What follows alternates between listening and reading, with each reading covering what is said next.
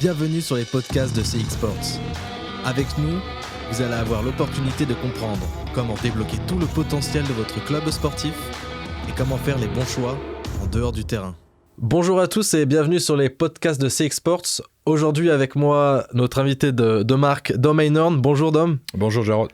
Donc pour ceux qui n'auraient pas eu l'occasion de regarder les différents épisodes que nous avons fait, le premier traite de CX Sports dans sa globalité, de la marque, de l'idée créatrice. Et le deuxième parle du plugin navigateur, plugin très intéressant pour les clubs à très petit budget. Aujourd'hui, Dom, nous allons nous intéresser sur la refonte de l'image des clubs, donc le rebranding. Est-ce que tu peux nous parler déjà un petit peu de toi et qu'est-ce que tu fais ? Ouais, donc je suis le fondateur de CX Sport, Challenger X, ainsi que le président de Sarlat Rugby. Très bien. Dans un premier temps, pour nos auditeurs qui seraient peut-être pas habitués à traiter ce genre de sujet, est-ce que tu peux nous expliquer en quoi consiste le rebranding ? Donc la refonte de l'image. Oui, tout à fait. Donc dans sa globalité, le rebranding, ça consiste à redorer le blason d'une image qui existe déjà, ou à la créer à partir de rien. Donc ça, c'est avant tout du branding. Rebranding, comme son nom l'indique, c'est on démarre avec un logo, une image, une charte graphique qui est déjà en place. On n'en est pas forcément satisfait et on fait en sorte de l'améliorer au fur et à mesure. D'accord. Quels sont les avantages qu'un club peut avoir justement en voulant une refonte de l'image de marque ? Je démarrerai par les inconvénients plutôt. L'inconvénient, c'est que si on n'a pas une image qui est forte, qui tape à l'œil, qui est actuelle, c'est que c'est un handicap énorme pour un club amateur, quel que soit le sport, pour se développer.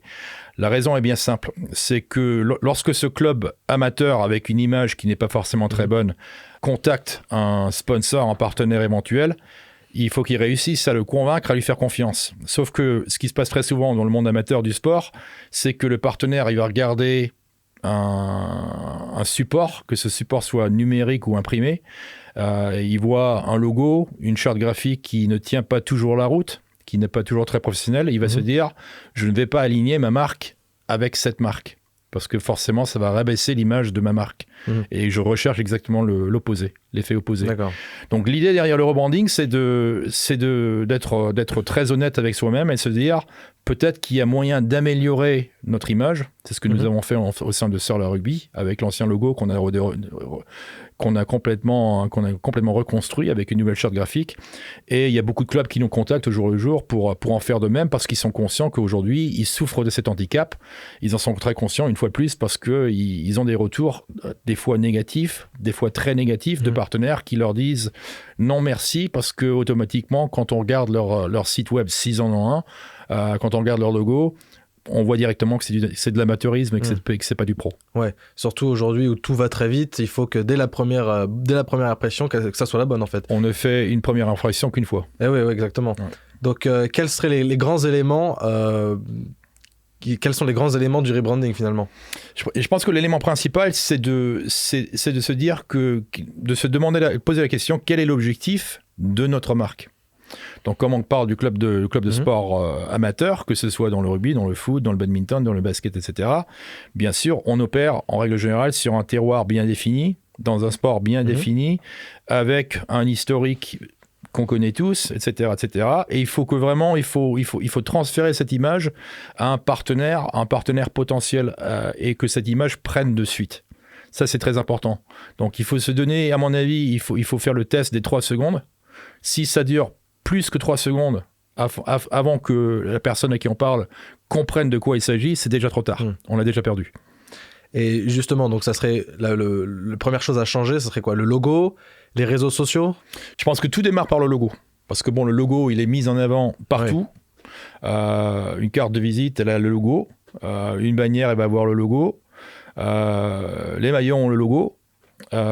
Et si je regarde la plupart des logos, si tu peux le faire avec moi, on prend au hasard une centaine de clubs amateurs du monde entier, on regarde leur logo, et je peux t'assurer que 9 fois sur 10, on se pose des questions. Ouais. De quoi il s'agit, quel est l'animal qui est sur ce logo s'il y en a un, est-ce que c'est un joueur, si c'est un joueur, est-ce que c'est un mâle, c'est un garçon ou une fille, voilà. Ouais, on voit pas réellement l'identité du club qui transpire par le logo, quoi. C'est ça, il faut que ça tape à l'œil parce que de toute façon, le cerveau humain il réagit avant tout à du visuel plutôt qu'à du texte. Des fois, on voit beaucoup trop de texte dans un petit logo dans les clubs amateurs, avec des noms de clubs qui font 30, 40, 50 lettres, ce qui n'est pas optimal.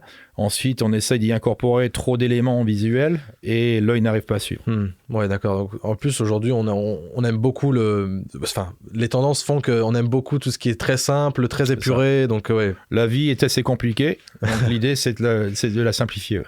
Et donc, justement, comment CX Sports accompagne les clubs dans leur refonte de l'image de marque? Donc, d'abord, on a des entretiens, on fait des visios, il y a beaucoup de conseils, de consulting qui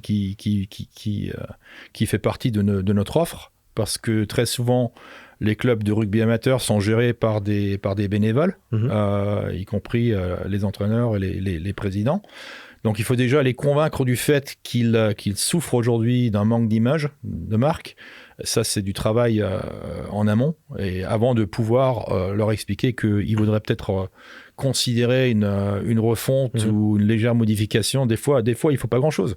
Des fois, les logos ne sont pas forcément mauvais, mais il faut rétablir les couleurs de base, etc. Il faut les modifier tout simplement pour les rendre une fois de plus simples, plus faciles à comprendre.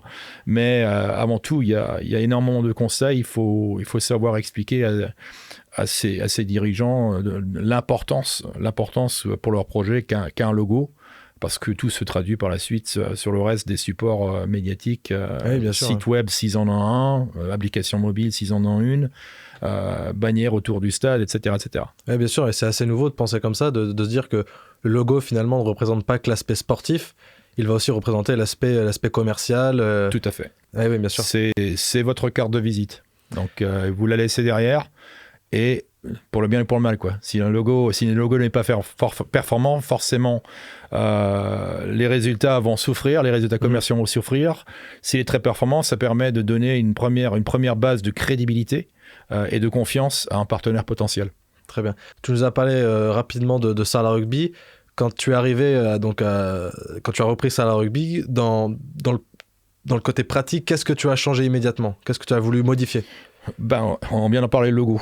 Le logo, c'était un logo qui n'était pas forcément mauvais, mais c'était un logo qui était ancien, ça se voyait, donc qui avait de l'historique. Et l'objectif pour nous, c'était de ratisser beaucoup plus large au niveau des partenariats, au niveau des sponsors, pour donner au club des moyens supplémentaires pour se développer au niveau commercial. Donc l'idée, c'était de retaper le logo, de le rendre de lui donner un peu plus de peps.